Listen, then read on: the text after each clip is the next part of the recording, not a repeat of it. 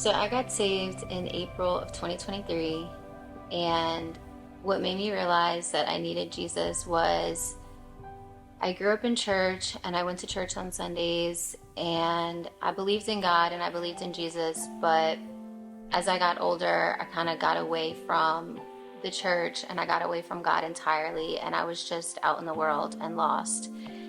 And in the beginning of 2023 in January, I just started to like question everything and contemplate everything. And I had this question of like, who is God? Has my family just been believing what they've been taught?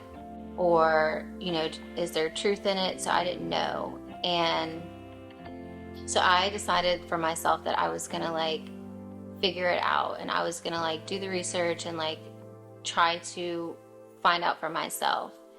And from January until March, I just watched like all these debates and all these like videos and different things. And what I realized was that like people were putting Jews, Christians, and Muslims all under this umbrella of like the Abrahamic faith, saying that we believe in all the same, like it's all the same thing, it's the same God, like we all, worship the same God. But I feel like that's not the case, because we're all different in each way. Like we all have like slightly different beliefs. And so I started fasting during Ramadan, which is like the Islamic holiday.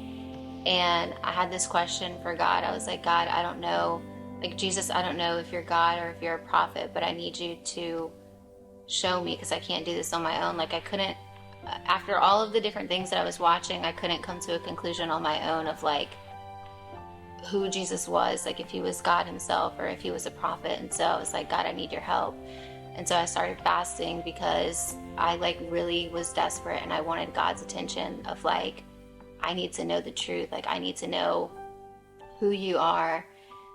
By March, I told myself that I was going to start reading the Bible, and I was going to take it to work with me, and I was going to try and find some truth in it and like just start somewhere. And I ended up leaving my Bible at home because I was like too embarrassed to bring it to work, and I didn't want anyone to see me with a Bible when I didn't even know like what I believed just at the moment. So I left my Bible at home, and I got to work, and there was a page, like a paper in my parking spot, and I park in the same spot every single day. And I was like, what is this paper in the in the parking spot?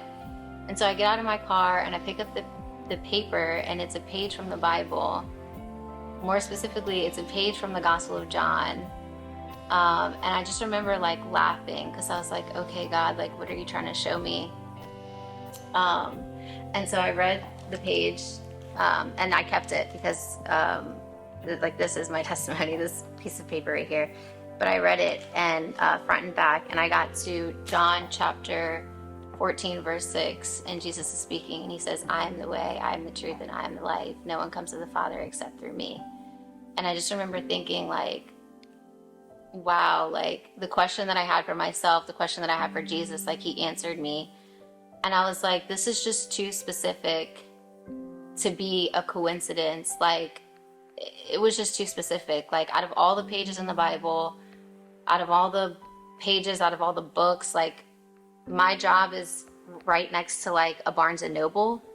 So it could have been any page from any book, but it was a page from the Bible, and it was a page from the Gospel of John, and Jesus just saying like, I am the way, the truth, and the life. And I was like, okay, like I'm gonna believe you and I'm gonna follow you.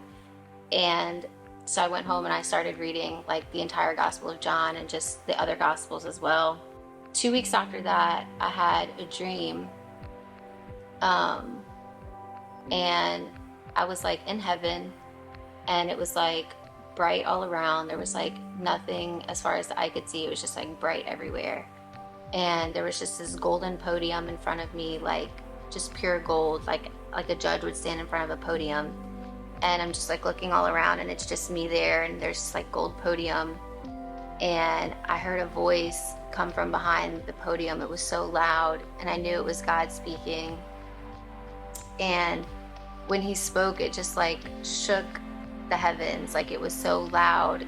It was like the voice that's mentioned in Job chapter 40, verse 9. I believe it says, "Do you have an arm like God? And can you thunder with a voice like his?" Like that is the voice that I heard.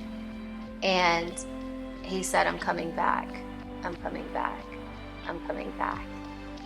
And I just dropped to my knees and I just started to like cry, and I could feel my face in like real life, like outside of my dream.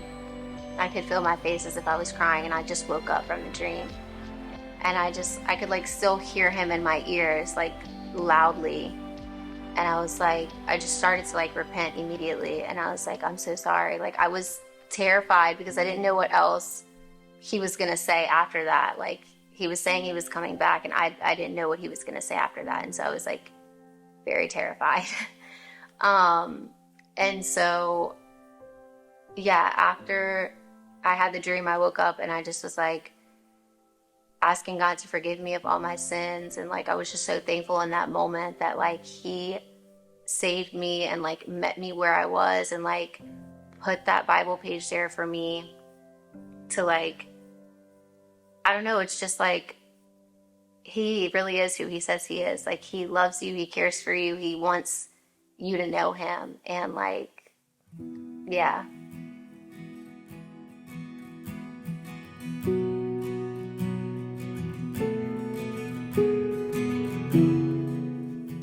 So before I came to Christ, I sort of believed in like the law of attraction, and I believed that if I just like set my mind to something that I could like achieve it on my own, and that like I could work hard to achieve whatever I wanted to. But now that I'm saved, I realize that I can do nothing on my own. And everything about me has changed, like from the way that I speak to the way that I dress to the music that I listen to, like everything is just changed.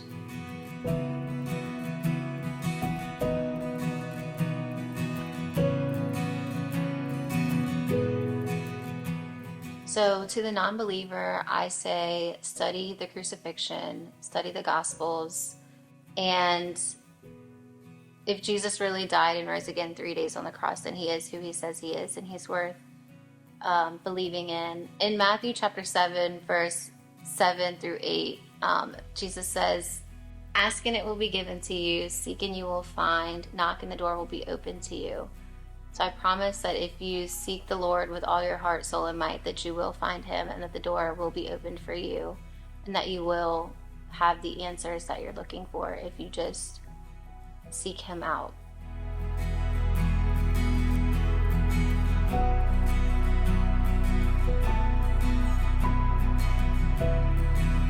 Well, I first want to thank Jesus for his salvation, and just like calling me back. And then I want to thank my mom and my grandma for raising me upright. And I want to thank my aunt for recommending the movie The Case for Christ. That was a really good movie. And then also I just want to thank Hannah for inviting me to Redemption Church.